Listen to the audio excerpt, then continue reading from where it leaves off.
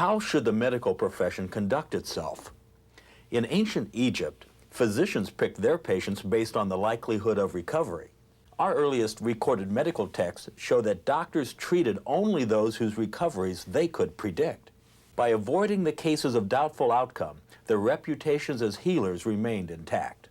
1,000 years later, in ancient Greece, physicians swore to do no harm to their patients, and they also swore not to share their medical knowledge with anyone not already in their family or their profession. In 15th century Venice, the physician fees were controlled by the government because doctors extorted exorbitant fees from those who could pay. Finally, the Venetian government ordered that the patients did not have to pay if the doctor's treatments failed. Illness and debilitating conditions have plagued mankind throughout our history, and those who labor to remedy these maladies have banded together, sometimes to help society, and other times to help themselves. Ethical considerations in the medical profession are thousands of years old, but our new technologies and our highly interdependent culture bring us both old problems in new guises and ethical problems never before envisioned. In this emergency room, ethical issues confront medical professionals, patients, and families alike. Hello, I'm Robert Mertzman, Research Associate at the Center for the Advancement of Applied Ethics at Carnegie Mellon University, and welcome to Ethical Issues in Professional Life, the multimedia course. The self-indulgent behavior of the professionals only mirrors the behavior of the nation at large, and the general deterioration of social morality. Fraud, deceit, manipulation, theft, deception, all became part of the business of savings and loan people. Hundreds of billions of I'm not sure we can blame it all on the 80s. Problems of this kind have ebbed and flowed through the history of mankind, and I'm sure that in some ways they will continue. Ancient Egypt records the earliest practices of the medical profession, and ancient Greece our earliest recorded codes of ethics. In this hospital, many different professionals are part of the modern medical profession. Nursing, pharmacy, and nuclear medicine are only some of the specialties requiring separate education, professional societies, and their own codes of ethics. Each practitioner confronts ethical issues in different contexts and from various perspectives. Every profession can benefit from the centuries of ethical discussion in medicine. In this module, let's explore methods of reasoning and analysis in medical ethics with a distinguished teacher and medical ethics consultant, Dr. David Smith, professor in the College of Medicine at the University of South Florida. Well, case-based ethics is really a way of applying or doing ethics in the practical context of health and medicine, though I suppose one could apply it to other professional areas. I just have most of my experience in the medical context. How is case-based ethics a way of reasoning through ethical issues? Usually people who approach ethics from a theoretical point of view then think that the application would simply take place by reasoning deductively from a code of ethics or a list of ethical principles to the specific case at hand. And indeed, when I first started trying to do medical ethics, that's what I tried to do. And I wasn't very good at it. I couldn't make it work. And so I began searching for another way of doing ethics in practice. And we've evolved something we call case-based ethics, which means that instead of starting with a principle like justice or beneficence or autonomy, we would start with the case itself. Now, the interesting thing about that is that what we end up doing is what doctors do in diagnosis and treatment, and that may be what gives it great appeal. And many of my ideas are contained in a book called The Abuse of Casuistry by Albert Johnson and Stephen Toulmin. I want to give them credit for much of this. And what they point out is that when a physician engages in the diagnosis and therapy for a disease, what the physician does is not deductive reasoning from general principles of biological science at all, but rather the doctor would ask you about your experience with the disease. When did it begin?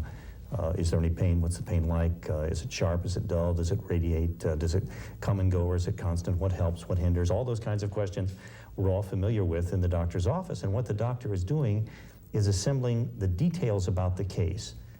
And what the doctor will do then will be to reason analogically, not deductively, but analogically, from the case to a taxonomy of cases the doctor carries around in his head. Mm-hmm. And when the cases match, when it's a good analogy, then he knows that what you have is pleurisy and not pneumonia, or it's a viral infection, not a bacterial infection or whatever. So the process is not one of deduction but of analogy, and it's not one of looking to the formal logic of the system, but it's one of looking at the details in the case. And we've been trying to do ethics that way. Dr. Smith, how do you characterize the realm of ethics? There are three questions, I think, that one can ask and be within the realm of ethics. The first question is, what's the right thing to do? And most of the time, most of us think that's all there is to ethics. Right. And in your comments, you were talking about doing the right thing. There are two other questions that in many ways are more interesting, I think, and more often occur in some ways in a practical context. The second question is, what's worth doing? And the third question is, what does it mean to be a good person? Now, the first question I call the question of principle. And that's the question that leads us to have long lists of principles or codes of ethics to decide what's right and wrong. The second question, what's worth doing, is equally, if not more important. What goals ought we set for ourselves? To what ought we aspire? What are we trying to achieve here together? So suppose you were here to hear the owner of a family-owned corporation, and someone is saying to him, well, why don't you move the company to a state where you can get lower taxes? And the man were to say, well, you know, we've been in this community a long time. We feel that we're part of this community. We make a contribution. We care about this place. Our people live here. What you would have discovered in his comments is that maximizing profit is not the only goal to which he ascribes. Mm-hmm. And sometimes looking to what we're doing and why we're doing it is very important in all kinds of ethical life in the professions, and certainly in health and medicine. The third question, the question of what does it mean to be a good person, or we could say in the professional context, a good doctor, a good nurse, a good professor, that's the question of virtue. And sometimes when we talk about ethics, we like to focus on something more than each individual situation, but the sort of thing about the human being that accumulates. There are people about whom we can say, you know, over a lifetime, he's really been a wonderful person. You look at his life, you look at the kinds of things he's done for other people, the kinds of choices he's made. I admire his character, his virtue. And I think as we think about ethics, we'd like to think that it has something to do with the way in which we live our lives and who we are. Character is an important dimension of the human being. I think we'd say to our children, live so that people would admire your character, or that you can be proud of who you have become. Mm-hmm. And an ethic of just asking what's right and wrong in any particular case seems divorced from that, just as it's divorced from the question of what's worth doing. Some philosophers view ethics as a matter of reasoning from principles to conclusions. How is case-based ethics different? If one takes the approach of deduction from principles as the way of doing ethics, ethics does become all head stuff. Mm-hmm. I mean, the test is, have you followed formal logic appropriately? And that's really, we can do that even without words. We can simply use symbols. And that involves only the cognitive part of our system. But it seems to me most of the ethical problems that matter involve more than cognition. They involve our total beings, our total humanity. I mean, how can you sit, as I have done, with the parents worrying about whether the defects in a newborn child are so severe that it's better to let the baby die than to try highly intrusive treatment, and think that's only a matter of head stuff, that there's no heart stuff involved? I think we have to have a view of ethics as involving our total selves and not get into a false mind-body dualism where we think it's only solving mental problems. Mm-hmm. Of course, it's got to be more than emotional gushing, too. It has to involve all of us, all parts of us as unitary organisms. Give us some examples of case-based ethics at work. I have a favorite story that involves two cases. Good. And the reason I linked them together for a couple of reasons, but I actually became aware of them, both of them, within roughly a 24-hour period. One day I was in the hospital, and after the meeting I was attending, two of the residents came up to me and they said, we've got to talk to you. There's a man we've been taking care of who has cancer of the throat, and he has very little time left to live. And we think it would be appropriate to get a do not resuscitate order for him. So if he went into cardiac arrest, we wouldn't go in there and beat him on the chest and shock him with a paddle and shoot him full of adrenaline. That's a very invasive procedure, and it often results in injury, because there's really no point. The man is going to die very soon anyway. Why put him through that suffering and pain? So we thought he needed a do not resuscitate order, and we talked to his wife and his daughter, who's a nurse, And they agreed, and we went in to see him, and he said no, he didn't want it. And the one resident said, I went in 6 times to try to convince him to get a do not resuscitate order, and he still said no. The other resident said, so I was on duty Sunday night, and he went into respiratory arrest. That's doctor talk for he stopped breathing. And the question was, should we put him on a machine to breathe for him, a respirator, or should we let him die? And I know he's going to die soon of something, and maybe this should be the thing for him. But I knew he said he wanted everything done. And so we put him on the respirator. He now is in the intensive care unit, and he's not responsive. He's not in a coma. You know, the machine is breathing for him, but he doesn't respond to anything. Did we do the right thing? Well, it didn't seem to me to be a useful question to ask. Mm-hmm. I asked them, why did he say that he wanted everything done? I said, well, he said he wanted to be there for his children, but his daughter was out in the hall, and she wanted him to have a do not resuscitate order. The next day, we were doing what we call ethics rounds, and we talked to 2 residents who were taking care of an older woman. A woman who was 87 years old. She'd come in from a community a bit of a distance from Tampa. She had cancer in her belly, and she didn't want surgery, but she was willing to have radiation, which might shrink the tumor and make her more comfortable for a time. She had a living will that said she didn't want any extraordinary treatment. It followed the state living will form in the Life Prolonging Procedures Act. The residents had gotten to know the lady very well. She went into renal failure, her kidney shut down. Now that meant that if nothing were done about that, she would probably die in 3-4 days. One of the things she had specifically said to the residents was that she didn't want tubes in her or bags hanging on her body. Okay. Well, the recommended treatment to solve the renal failure would be to put tubes in and drain the urine, in which case then she would probably regain consciousness, and we could ask her if she would have wanted us to do that. But we had to guess what she might want, and she'd specifically said she didn't want tubes and bags. Now, here was a case where we'd got to know the patient. We didn't have to ask in principle, is it okay to put tubes in a patient if the patient has a living will? This woman had been a professional. She'd been highly successful, had achieved everything she'd ever thought of. She'd been married, but her husband had been dead for a long time. She had no siblings. Her parents obviously were dead. There was no one to care for her should she leave the hospital. She was determined not to go to a nursing home where she would be dependent on others. For her, the most important value in her life was that she'd been independent all her life, achieved what she wanted to achieve, done what she'd wanted to do. She'd traveled all over the world. She talked to our young people about all she'd learned. They really liked her a lot, and they admired her very much. And for her, the value of not being dependent was very, very important. Well, you see, we knew about her. We knew the details of her case, not only the medical facts, which are very important, but we also know her preferences, her values. And when we compare and apply the patient's values and preferences to the medical facts, we can then make an assessment. Is this like the case where, those cases where you would want to treat people, or is this like the cases where you wouldn't? Pretty clearly, this is like those cases where the patient's wishes are being followed, and this lady, nephrostomy tubes were not put in, and the lady died.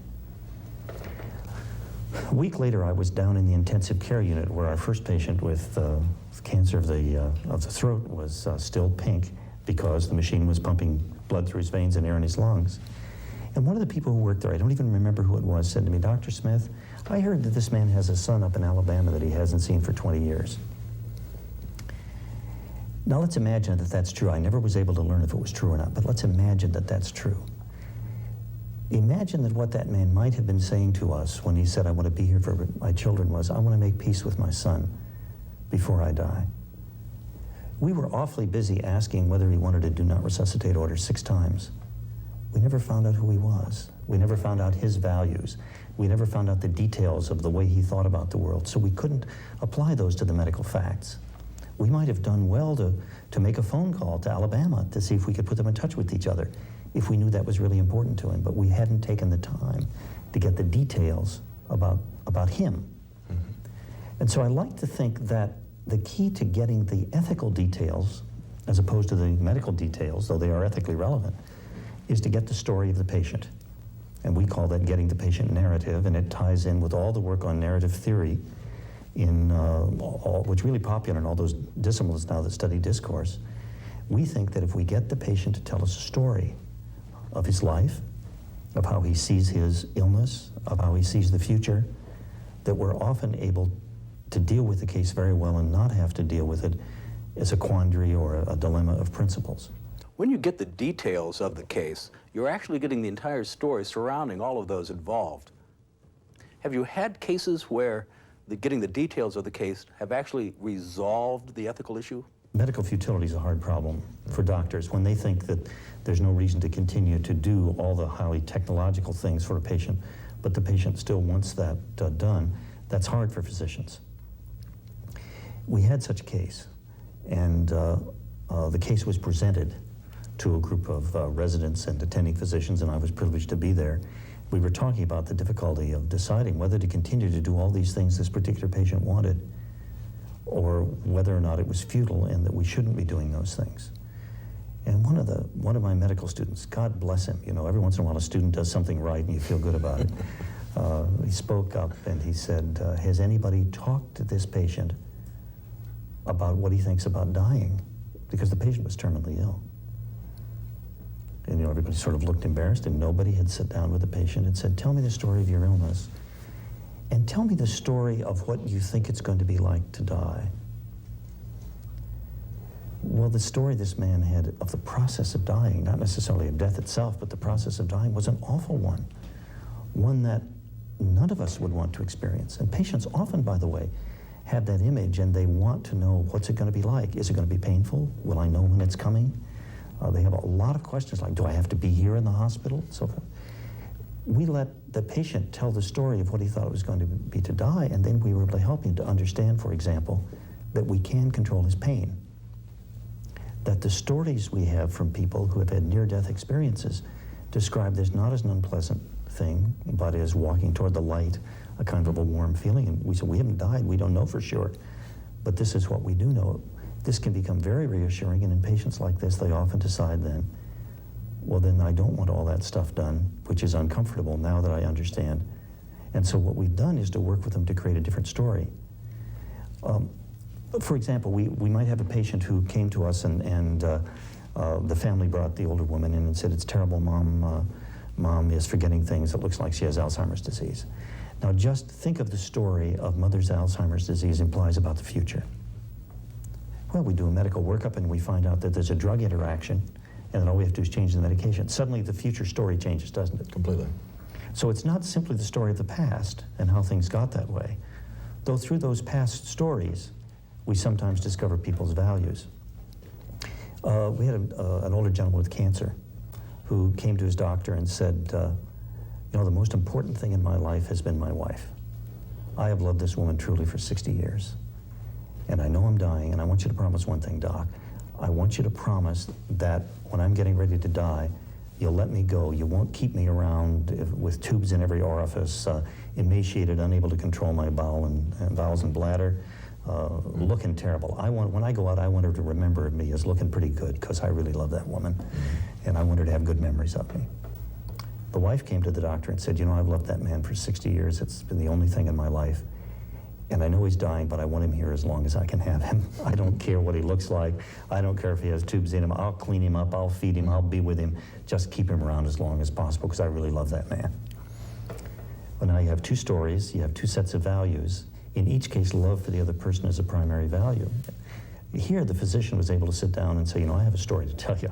I have a patient and a wife who want different things done. What are we to do? And together they worked out a story that everybody could agree on. He agreed not to go too soon, and she agreed not to make him look too bad. Okay. And I don't know if that's a happy ending, but it's an example how it's possible to synthesize people's stories, how it's possible to discover values in those stories, and it's possible for the caregiver, the physician or the nurse, also to tell that individual's story as part of the process. Using a case-based method to get the details of the case, you go beyond the ethical dilemma and actually envision new alternatives for the ethical resolution of the case. One of the things that professionals can do, physicians, ethicists, and others, is to try to find a way of synthesizing the values in the story or reframing, reconceptualizing the problem so that some better future episode it can be envisioned. And I think that's also one of the useful things about this narrative or story perspective. Now, David, there are stories within stories. Does the case-based ethics approach account for the different perspectives in a situation? Imagine if we did deal with that case as according to a code of ethics. Mm-hmm. Well, clearly, it is the patient for whom the doctor advocates, not the family, and the patient's requests are primary. But what was the most important value in the story of that patient? It was his wife. Mm-hmm. And so you'd be back in the dilemma, you know, to do what he wanted was to do what his wife wanted, mm-hmm. but what his wife wanted and what he wanted were not the same. Whereas this allows a way out, a different way of thinking. Dr. Smith, let's recap the steps involved in doing case-based ethics. The first step is getting the details of the case. Is that right? Recognizing that what we're doing is comparison, analogy, not deductive logic, but an analogical reasoning. And of course, the test of analogical reasoning always is, are these two cases alike in their essential respects? Now, somehow you have to figure out what's essential and what's not essential, mm-hmm. but you're engaging in a comparison process rather than a deduction from principles. That doesn't mean that principles aren't there in the background as a kind of a fundamental value aura, if you will. Of course, it's important to respect persons and have autonomy and so forth. But when you're faced with the practical case, you don't immediately go to the theoretical principle. Instead, you try to say, what other cases is this like? And that requires knowing the details to know what it's like. Then, how do you get those details? Well, the details that are ethically relevant are embedded in the stories of the people who are a part of the case. And by hearing those stories, comparing them, synthesizing them, in a couple of the examples I've given you, the professional is able to provide facts that correct the stories. The expert often has access to, in medical care, to the medical facts, which make a difference. Remember, Grandma didn't have Alzheimer's disease. She had a drug interaction, and so the story could change with those facts. Sometimes the role of the physician or the ethicist will be to synthesize and offer a new future story possibility. One begins with the case itself and tries to get the details of the case so as to be able to make an analogy to cases which are similar. In generating those details, it is often very helpful to be able to ask for the case and to be able to listen carefully and find the story of the patient, both of the past and the present and the future as it's envisioned. Sometimes the others, family members, doctors, nurses' stories are also important. It's then often possible to compare and synthesize those stories and to come up with a good understanding of what to do. What has been your experience in using case-based ethics in medical ethics? We find that it helps, that it works, and that's a powerful argument. Much of it, of course, turns on the ability to generate stories and to listen to them. And so the communication skills become tools for doing ethics in practice and applying these ideas to real people and real cases.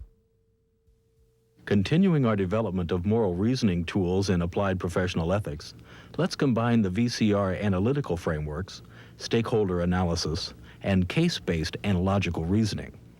First, the VCR analytical framework provides important ethical elements for analogies among cases. Cases may be similar because of the values or virtues involved, or because of the types of consequences envisioned, or because of the rights and responsibilities invoked. There may be similarities with respect to superior to subordinate, investor to management, professional to client, and so on. Let's represent an ethical decision problem using these cards. Let's let the large card represent our ethical problem case.